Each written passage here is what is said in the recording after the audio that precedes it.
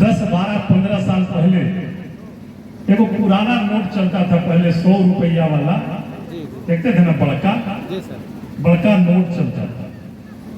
और हमने उस समय भी कहा था बड़का नोट पर सबसे पहले बहुत बड़ा आकार में अशोक स्तंभ का चिन्ह रहा करता था, याद है? बड़ा आकार में रहता था अशोक स्तंभ का चिन्ह। और पहली बार वीरेंद्र बाबू जब हम देखे नोट बन रहा था तो उस आकार को, अशोक स्तंभ को छोटा करके तो उसे पुणे में लाया और एक ऐसे महात्मा का फोटो, बापू का फोटो ला करके वहां पर रखा गया कि ताकि कोई विरोध भी न कर सके, क्योंकि बापू का फोटो वहां पर ला करके लगा दिया गया। अभी भी वो है अशोक स्तंभ।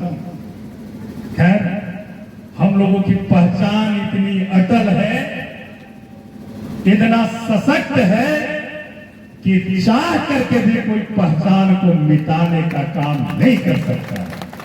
ये राष्ट्रीय चिन्ह है हमारा अशोक स्तंभ, राष्ट्रीय चिन्ह है। ये हम लोग के लिए गर्व की बात है, गर्व की बात है।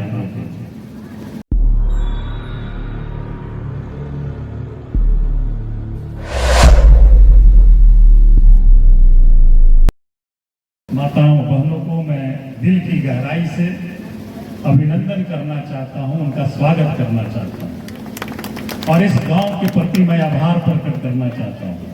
और खास करके अभिभावक अलगदेव बाबू को मैं सैल्यूट करना चाहता हूं।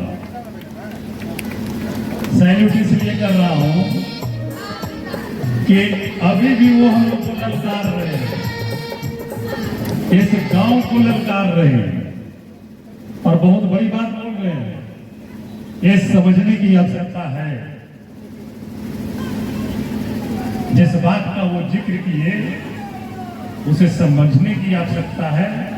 और कहीं भी अगर एकता नहीं मिल पा रही है तो हमें एकता बनाने की आवश्यकता है। जैसा कि आपने देखा, ये आपकी ही एकजुटता की देन है। जब 90% बहुजन औरंगाबाद में एक हुए तो 75 साल का रिकॉर्ड तोड़ करके अपना रिकॉर्ड आपने कायम किया। ये एकजुटता, ये एकजुटता की ताकत है। हम तो भाई चुनाव जीतने के बाद मंच पर पहली बार आपके सामने बोल रहे हैं। हम आपको हाथ जोड़ करके विनम्र, आप सभी लोगों का, जितने भी हमारे अभिभावक हैं, बड़े भाई हैं, युवा साथी हैं, नौजवान साथी हैं, माताएं बहनें हैं और प्यारे बच्चे भी, जिस भी रूप से हो, किसी न किसी रूप से आप सब लोग तन मन धन लगा करके जो अपनी एकजुटता का परिचय दिया और एक ऐतिहासिक विजय दर्ज करने का काम किया, उसके लिए भी हम आपका अभिनंदन करते हैं, वंदन करते हैं। बहुत सारे ऐसे लोग जिनको हम जाने भी नहीं, बहुत सारे बच्चे जिनका वोटर लिस्ट में नाम नहीं था, लेकिन मोबाइल से, वो सोशल मीडिया के माध्यम से वो हमारा सपोर्ट करते रहे, उनका भी, जो समर्थक रहे, हमारे सपोर्टर रहे, उनको भी हम धन्यवाद देते हैं। इसलिए साथी, आज हमें विशेष कुछ कहने की बात नहीं।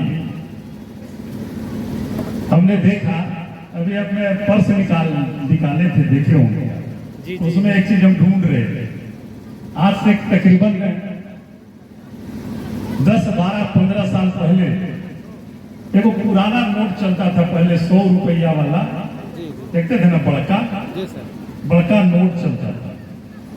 और हमने उस समय भी कहा था बड़का नोट पर सबसे पहले बहुत बड़ा आकार में अशोक स्तंभ का चिन्ह रहा करता था, याद है? बड़ा आकार में रहता था अशोक स्तंभ का चिन्ह। और पहली बार वीरेंद्र बाबू जब हम देखे नोट बन रहा था तो उस आकार को, अशोक स्तंभ को छोटा करके तो उसे पुणे में लाया और एक ऐसे महात्मा का फोटो, बापू का फोटो ला करके वहां पर रखा गया कि ताकि कोई विरोध भी न कर सके, क्योंकि बापू का फोटो वहां पर ला करके लगा दिया गया। अभी भी वो है अशोक स्तंभ। खैर, हम लोगों की पहचान इतनी अटल है, इतना सशक्त है कि चाह करके भी कोई पहचान को मिटाने का काम नहीं कर सकता। ये राष्ट्रीय चिन्ह है हमारा अशोक स्तंभ, राष्ट्रीय चिन्ह है ये। हम लोग के लिए गर्व की बात है, गर्व की बात है। और आपने हमें ताकत दिया, हम लोग मिलते जुलते रहते हैं। और सबसे बड़ी, अभी हम एक जगह आ रहे थे तो हम चर्चा कर रहे थे, आदरणीय गार्जी, हम कह रहे थे कि आरएसएस को टक्कर देने के लिए आपको बुद्ध धर्म ही काम आएगा। जिस तरह से आरएसएस का वर्चस्व जिस रूप में बढ़ा है और जिस तरह से उसका गलत उपयोग भी समय समय पर किया जाता है, उसको अगर जवाब देने के लिए बौद्ध धर्म, जिसके सबसे बड़े प्रचारक आज जिनका हम नाम ले रहे हैं, भगवान बुद्ध के विचारों का सबसे बड़े प्रचारक सम्राट अशोक, सारा कुछ त्याग करके राजपाट न जाने कितने देशों को, आज जो अगल बगल जो देश भी है, अखंड भारत पर उन्होंने शासन की और एक लंबे समय तक शासन किया, लंबे समय तक शासन किया उन्होंने। हालांकि हमारे अभिभावक थोड़ा सा जोश में बोल गए, हम लोग को सब्जी भी बेचना जरूरी है, कोई दिक्कत नहीं है उसमें, लेकिन सोच जो हमारी है ना, उस सोच को हम लोग, जो पूर्वज को हम लोग जब याद करते हैं, महापुरुष को याद करते हैं, अभी इस काल के भी पुरुष को अगर हम लोग याद करेंगे तो बहुत सारे वैसे हम लोगों के समाज में भी आए और बहुजन में आए, चाहे वो जननायक कर्पूरी ठाकुर जी हो, बाबा साहेब भीमराव अम्बेडकर हो, हमारे बिहार के जननायक अमर शहीद जगदेव बाबू, उनकी विचारधारा क्या थी, क्या सोच था उनका, वो कहना क्या चाहते थे। अभी जगदेव प्रसाद स्मृति मंच के तत्वाधान में ही ये कार्यक्रम चल रही है। उनकी सोच को हम लोगों को समझना है, उनकी विचारधारा को समझना है, और जिस दिन हम लोग उनकी विचारधारा पर काम करने लगेंगे तो दुनिया की कोई भी ताकत हमें किसी भी मुकाम तक पहुंचने से कोई रोक नहीं सकता। बड़े बुजुर्ग कह गए हैं, उन लोग का कहावत है, फूट डालो साथ निकलो। उन लोग जानते हैं कि हमारी आबादी बहुत बड़ी है, बहुत बड़ी आबादी है, और इस आबादी में अगर एकजुटता रहेगी तो हम सत्ता में काबिल नहीं रह सकते। हम ज्यादा चर्चा में नहीं जाएंगे, लेकिन एक दो बात हम कहना चाहेंगे, क्योंकि सभी प्रबुद्ध, सभी जिले से लोग आए हुए हैं। लोग जब कहते हैं यहाँ जितनी भी सरकारें चल रही है, 15 साल के बाद कहेंगे जंगल राज था। 1990 के पहले की स्थिति क्या था, क्या थी स्थिति 1990 के पहले? कर्पूरी ठाकुर पहली बार कोई 90% का पिछड़ा का बेटा जब मुख्यमंत्री बना तो किस किस तरह की भाषा का इस्तेमाल एक मुख्यमंत्री के लिए किया जाता था, किस तरह का अपशब्द जननायक कर्पूरी ठाकुर जी के बारे में बोला जाता था, वो भूलने वाले लोग कौन थे? वो भूलने वाले लोग कौन थे? और 90 के पहले जो सत्ता में रहे, जो भी पार्टियां रही, उसके कोर वोटर उस समय के कौन थे? ये देख लीजिए।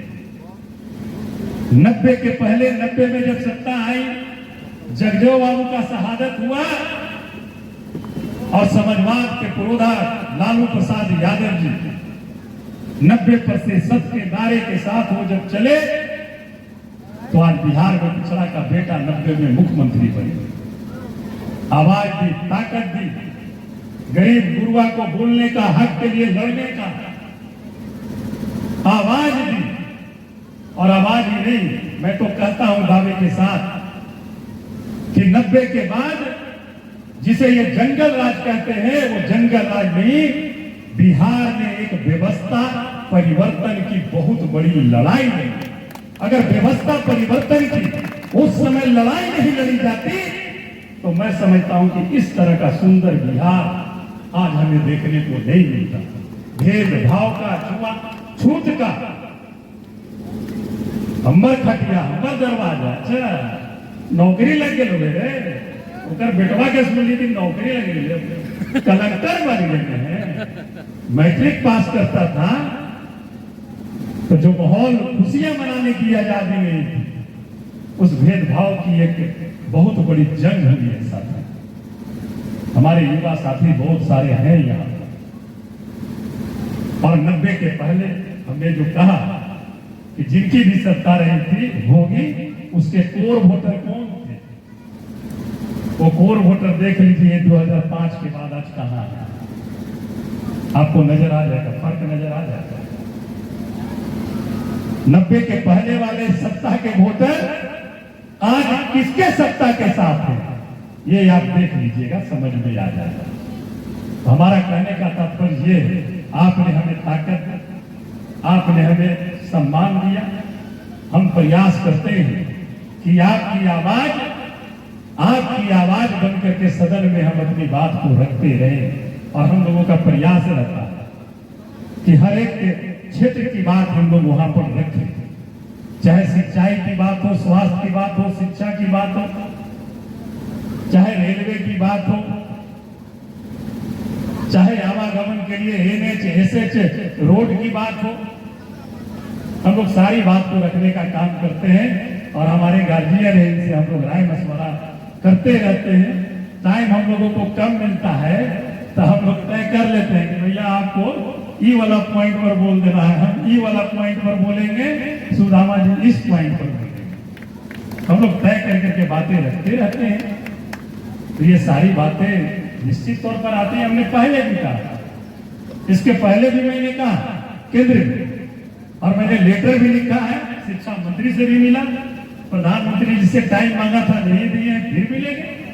हमने कहा कि 2 केंद्रीय विश्वविद्यालय है बिहार में, एक मोतिहारी में महात्मा गांधी केंद्रीय विश्वविद्यालय और एक गया में है दक्षिण बिहार केंद्रीय।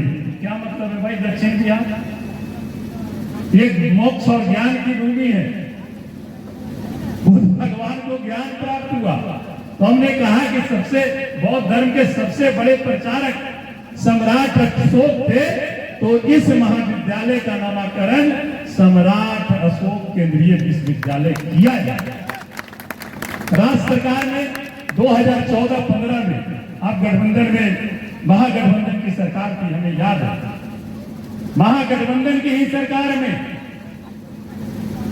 सम्राट अशोक जी के नाम पर राजकीय छुट्टी का घोषणा महागठबंधन की सरकार में 2015-16 में की गई थी साथियों, महागठबंधन की सरकार। और हमने कहा जब महागठबंधन की सरकार में बिहार में राजकीय छुट्टी की घोषणा है तो आप केंद्र में भी ये घोषणा कर दो ना भैया, क्या दिक्कत है?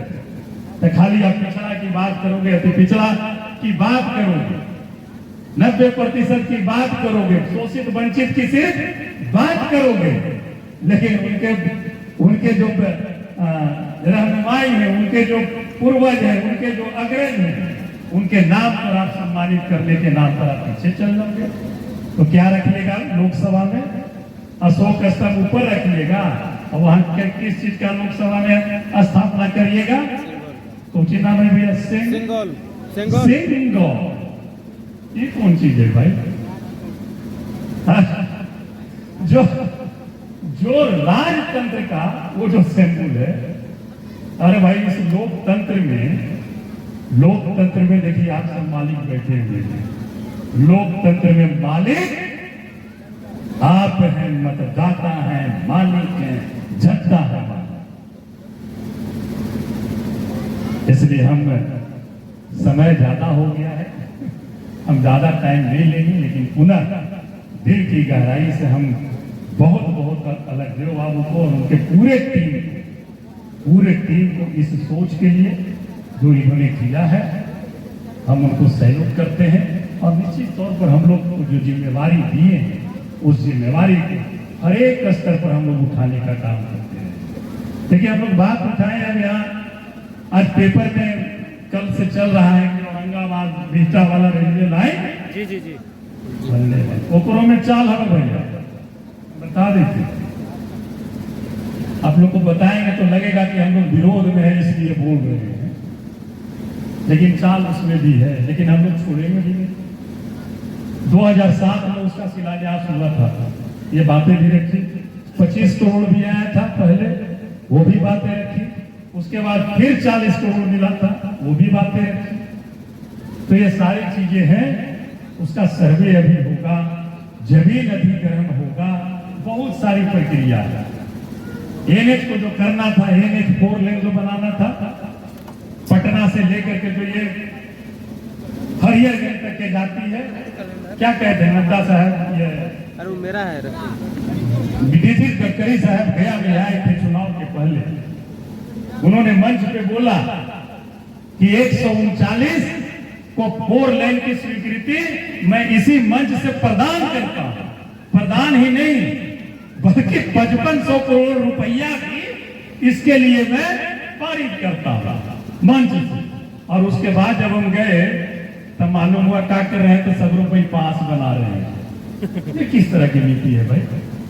और वो हवाला देते हैं कि सासाराम से पटना 4 लेन बन गया, लेकिन इसलिए इस 4 लेन की आवश्यकता नहीं है। अरे किस तरह के कौन पदाधिकारी अंदर लांगड़ है यार, सोच बिना सोच समझ वाला। इस पथ को सासाराम से कोई मतलब है? ये जो पथ है एक राजधानी से निकल करके और 2-3 जिला को जोड़ते हुए ये दूसरे राज्य को जोड़ने का काम करता है। झारखंड को ये जोड़ता है, और इतनी बड़ी आबादी है।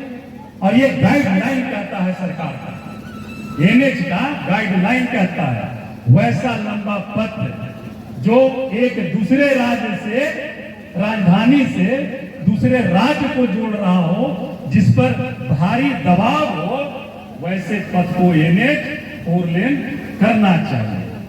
उस चीज को भी नहीं कर रहे हैं। तो खैर, हमारी बातें चल रही है, छोड़ेंगे नहीं, आराम से फिर मिलेंगे। फिर टाइम मांगे हैं कि हमें टाइम दो। आप ही का घोषणा अभी हम बोले हैं पत्रकार भाई लोग के कितनी वाला जो घोषणा किए थे, बोला हमारा दे दे यार बिडोइया क्लिपा, तो क्लिपा लेके जाएंगे। ये सारी बातें हैं और निश्चित तौर पर हम कहेंगे आपको पुनः हम अभिनंदन करते हैं। थोड़ा समय लगता है, हम ज्यादा ले लिए, माफी चाहेंगे और आप सभी लोगों को पुनः अभिनंदन करते हुए, वंदन करते हुए अपनी वाणी को विराम देते हैं। जय हिंद, जय बिहार, नमो बुद्धाय, जय भीम, जय सम्राट। बहुत बहुत धन्यवाद।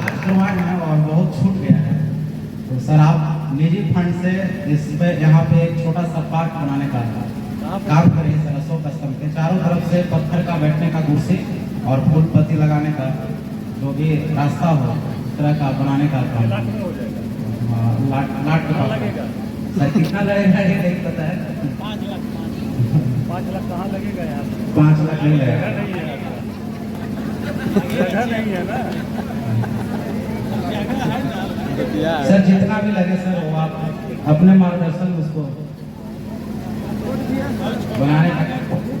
वो हम नहीं कह रहे हैं, हम सोच रहे हैं, हम अभी पूछ रहे थे कि ये जगह क्या है, ये बताइए कि रहती है, ये निजी है ना? हाँ निजी है, तो रहती हुई ना निजी ना?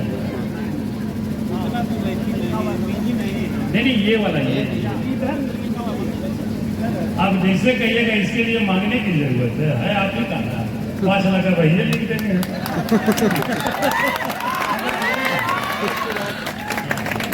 साथियों, नेशनल जनमंच को सब्सक्राइब करें, साथ ही बेल आइकन की घंटी को बजाएं।